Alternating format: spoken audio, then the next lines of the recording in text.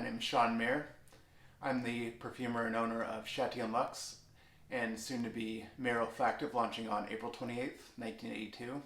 Or I'm sorry, 1982, April 28th was my year of my birth and the date of birth. So on April 28th, I'll be launching Maher Olfactive on my birthday. And I guess now you know how old I am, which bummer. I don't like to admit that. But the reason I'm launching Maher Olfactive is because I wanted to not be limited by any expression, not be limited by a budget, not be limited by, certain materials or, being cost prohibitive or not wanting to release things, on my own time whenever they're ready. And I think Maher Olfactive is a little more conducive to that. It's kind of olfactory art for olfactory art's sake. So I wanted to get together, start making some videos because I figure with, the current situation that I'm stuck at home, you're stuck at home, we're all probably smelling a lot of our perfumes, a lot of things that we've, meant to smell before, maybe we haven't smelled in a while. I've been doing that myself. Also, I've been taking this time to really work on things, compose some new perfumes, resurrect some projects that I had been thinking about, and it's, a terrible, horrible, awful situation, and I think we're all, very sympathetic, but try to make the best out of a bad situation. I've been using this time to really work on some things, but what I'd like to talk to you today on my first video is Crystal Moon, the initial new release of Maher Olfactive, along with the moving of Nefertiti and Santa Luster to the lineup. And Crystal Moon, I believe, really takes the ideas that I started with Nefertiti and Santa Luster, where I find really great ingredients, materials that I think are really amazing, but maybe use them in a different way, maybe approach the composition process differently than maybe it has been before. I like the idea of jamais vu, like the idea that something that you've seen a million times, you see it and it doesn't feel like you've ever seen it before, even though deep down you know it. And I think that is a fun way to frame things differently, to make it feel familiar but also new and make you appreciate it in a new light. So what I wanted to do with Crystal Moon was take Osmanthus Absolute and kind of rearrange it and bring out different aspects. I think many people, there are many brilliant perfumes that pull out the leather aspects, make it really powdery and heavy and weigh it down. Whereas I think there is a lot to be said for like Osmanthus Absolute and Crystal Moon being made to be airy, spacey, bring out the crisper, more citrus aspects of it, the fruity aspects of it, and also to just try to make it feel, well, up to its namesake. So to go back to that, the Crystal Moon name came from there's a legend that a Chinese princess got banished to the moon in a crystal palace, and there is a man who's the Sisyphus, you could say, of that world, who has to trim an osmanthus plant back because it blocks the palace's view of the earth. But as soon as he trims it, it grows right back. So it made me think of that idea of a light, airy, transparent, lunar, almost weightless kind of osmanthus absolute. So I worked towards that, and I'm going to bring out my cheat sheet. I have the formula for Crystal Moon. Hopefully you don't pause that and zoom in. I don't think my definition is high enough for that, but the notes would be Osmanthus Absolute, lavender flowers, which I use this lavender where they trimmed the green parts and the stems and everything off there, and they just plucked the flowers, the purple, the sweet, what you would consider to be like the purple smell of it if you were to assign it a color, even though it is the purple actual colored part of that as well. But so it takes away all the camphorous, the green, the kind of like almost like minty parts of lavender, and they just leave that flower part of it. So I think that really pulls out some of that sweetness of osmanthus, the floral part of it, without making it heavy or weighing it down. It's more open and glorious. Then I did use Jonquil Absolute as well. I think that's a deep, almost like a rich, fruity, but not like in a fruit kind of way, more like a so it gives it an anchor, but not like a big heavy weight down anchor, just So if it's trying to float away, maybe it would hold it down. If you go with the moon analogy, then after that, when I was thinking deeper about how to weigh down this without putting it like, just make it too deep and rich, I thought I was drinking coffee from a local roaster called Sump, and they had one from Africa, Ugarit Chef, that's Mystic Valley, which is it had some kind of like jasmine notes, some fruity floral. It's really bright, not like a traditional coffee.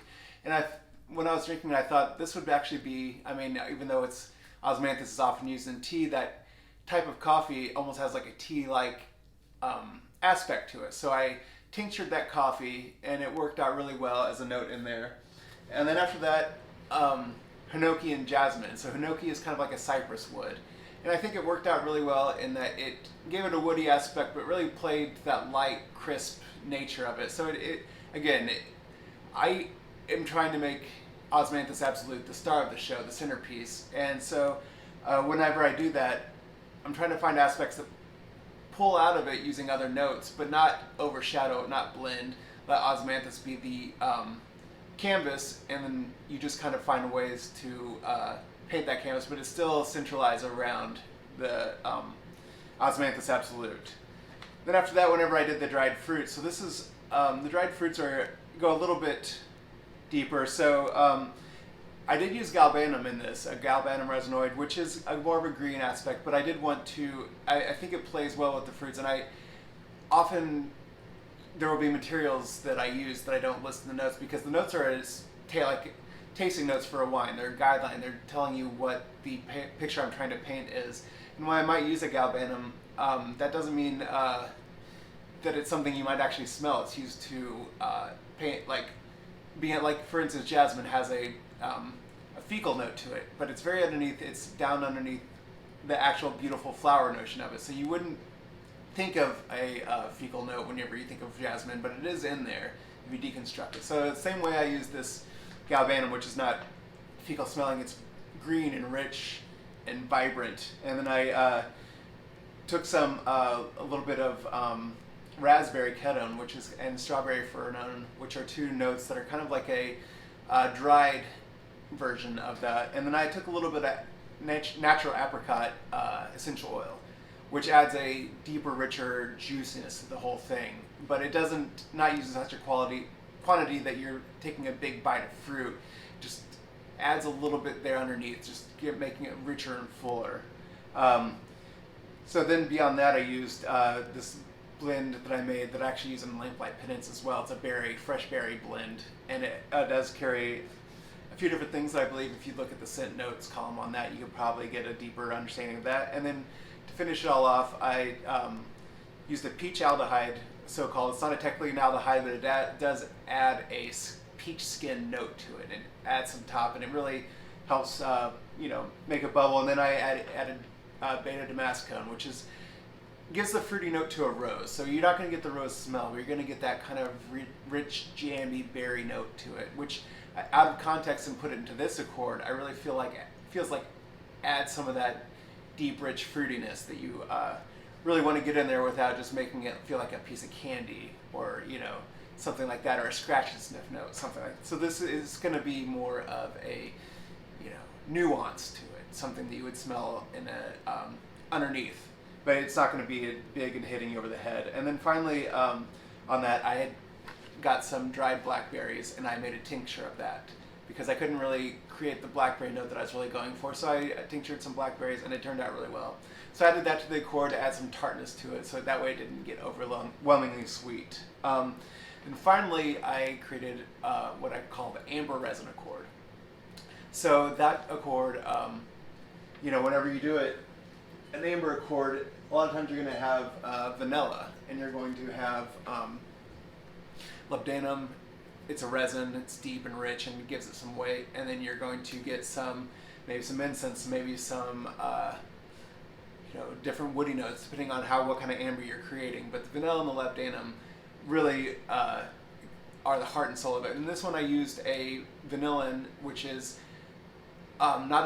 it's an artificial vanilla synthesized, but what the advantage it has, it's lighter than a vanilla it's less boozy, it's more sweet, and it's adds an aldehyde kind of way. It really helps it burst forth and feel more expansive. So I use that in a with some labdanum resin as well. And then also I used beeswax absolute, which I love because it is sweet and it's almost musky but not quite, but it's not also too like a honey type. It's a really great scent. So whenever you spray it and you open it up, and you are going to get a little bit more of that berry note. I think that, and you get the vanilla kind of pushing for the sweetness of it. But then as it sinks in, the tea aspects and the coffee aspects come out a little bit more of the Osmanthus Absolute. So when you do it, it feels, it's one of those scents that is sweet, but it's not, doesn't choke you out. Like, I'm a very hot natured person, so I could wear this in the summer in really hot weather because it, whenever you put on it, like you get those molecules, if you're really hot, you'll make them burn off faster and it'll swell around you. And so if you get a really heavy, rich, it doesn't bother some people. I'm not someone who says you have to wear certain scents in certain seasons. But I will say that for me, for a really hot person who doesn't handle heat very well, I think this is a sweet fragrance that you can still wear out, like an amber fragrance that won't choke you out. And then after about now, as it keeps going down, I'm going to get some of that Hinoki, that woody undertone, along with the juniper berry, which is very slight. It adds to that berry accord, but also has a certain coolness of its own that it really adds a little crispness to it. So at this point, it kind of settles in, and I use with the nice thing about the amber resin accord, even though it's not too heavy, I did make it so it is a really great fixative. So this is a very long-lasting scent. It's something that some of my fragrances, they evolve quite a bit and they tell a story, and I believe this one tells a story, but the story is kind of the being suspended in time, a weightlessness, being stuck on the moon. These osmanthus, ever-present osmanthus throughout the accord, or throughout the lifespan of this, that osmanthus absolute is going to take center stage. And this feels like being suspended in space. So it does evolve, but unlike many of my other fragrances, this one is going to be a little more static, and I think that goes along to tell the story. So this will be available to purchase April 28th, along with all of Maher Olfactive. I'll be going through my website, maherolfactive.com, and also you can get it through American Perfumer, american-perfumer.com. Dave also has samples of all my fragrances at American Perfumer, and also a lot of the great independent perfumers in America right now. I'd highly recommend visiting. Follow on social media. Dave's a great guy, super knowledgeable, and always happy to talk. And so talk to me as well. I'm always happy to talk perfume, especially now that I have time. And I hope to be doing some more videos. I'll be doing some writings. If you go to my new website, scent-notes.com, I have all the scent notes from Chatillon Luxe and also Maher Olfactive. I'll be trying to update it more often and just really give us all something, some time to really have something to do so we can focus on perfume instead of what's going wrong with the world. Let's think about what's beautiful. We can all come together and we'll get through this and we'll do it smelling great. So expect to hear from me more coming up, and I'll talk to you soon.